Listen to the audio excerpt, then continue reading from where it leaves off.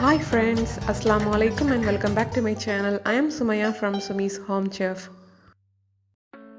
இன்னைக்கு நம்ம சேனல்ல சாதாரண தக்காளி கொல்லாடி எக் ஆம்லெட் எப்படி பண்றது அப்படிங்கறத தான் பார்க்க போறோம். ரொம்பவே டேஸ்டியான ஜூசியான ரெசிபி. சோ பார்த்துட்டு மறக்காம ட்ரை பண்ணி பாருங்க. அதுக்கு நான் இங்க 3 தக்காளி எடுத்துர்க்கேன். கொஞ்சம் பெரிய சைஸ் பார்த்து. சோ இத நம்ம மேல மட்டும் சின்ன போர்ஷனா கட் பண்ணி எடுத்துக்கலாம். அதாவது தக்காளிக்கு மேல லிட் வைக்கிறது மாதிரி. ஸோ இந்த மாதிரி கட் பண்ணிவிட்டு உள்ளாடி இருக்கக்கூடிய அந்த சீட்ஸ் எல்லாம் கம்ப்ளீட்டாக நம்ம ரிமூவ் பண்ணிவிட்டு ஒரு பவுல் ஷேப்புக்கு ரெடி பண்ணிக்கலாம்.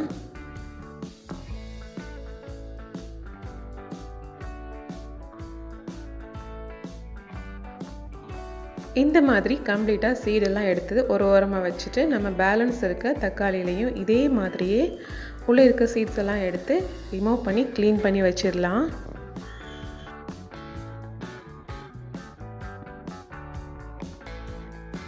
அவ்வளோதான். இப்போ நம்ம ஒரு பவுலில் 2 முட்டையை உடைச்சி விட்டுக்கலாம்.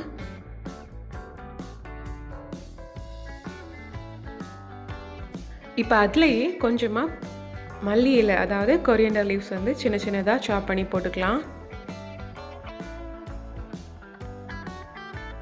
இப்போ அடுத்ததாக ஒரே ஒரு மீடியம் சைஸ் வெங்காயம் சின்னதாக சாப் பண்ணது, அதையும் நாம் இதில் சேர்த்துக்கலாம்.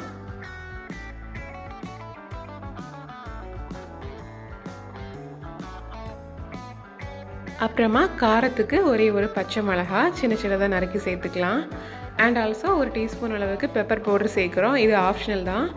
அப்புறமா தேவையான அளவுக்கு உப்பு போட்டு நல்லா மிக்ஸ் பண்ணி எடுத்துக்கலாம். இதை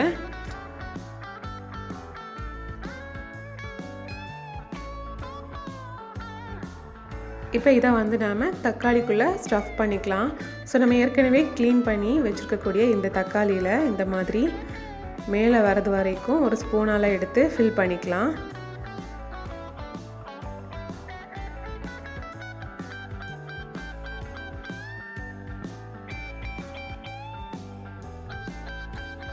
நான் இங்கே 3 தக்காளியில் பண்ணுறேன். ஸோ உங்களுக்கு எவ்வளோ வேணுமோ அதுக்கேற்ற மாதிரி நீங்கள் தக்காளியில் ஸ்டஃப் பண்ணி எடுத்துக்கலாம்.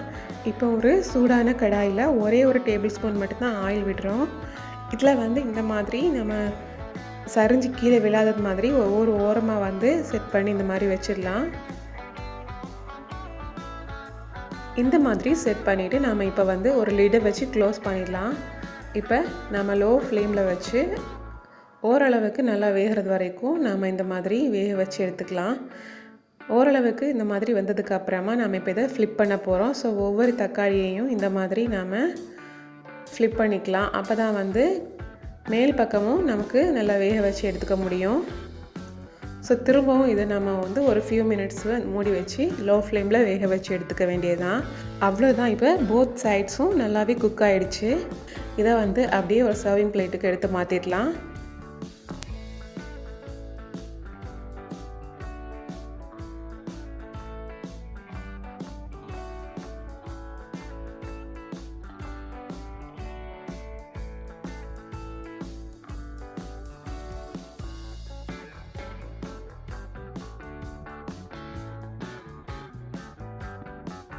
இந்த டொமேட்டோ எக் ஆம்லேட் சாப்பிட்றதுக்கு ரொம்பவும் ஜூஸியாகவும் அந்த தக்காளியோட வாசமும் சேர்ந்து ரொம்பவே அட்டகாசமாக இருக்கும். ஸோ ஃப்ரெண்ட்ஸ், நீங்களும் மறக்காமல் ட்ரை பண்ணி பாருங்கள். இப்போ நாம் இதை கட் பண்ணி பார்க்கலாம் உள்ளாடி எப்படி இருக்குன்னு.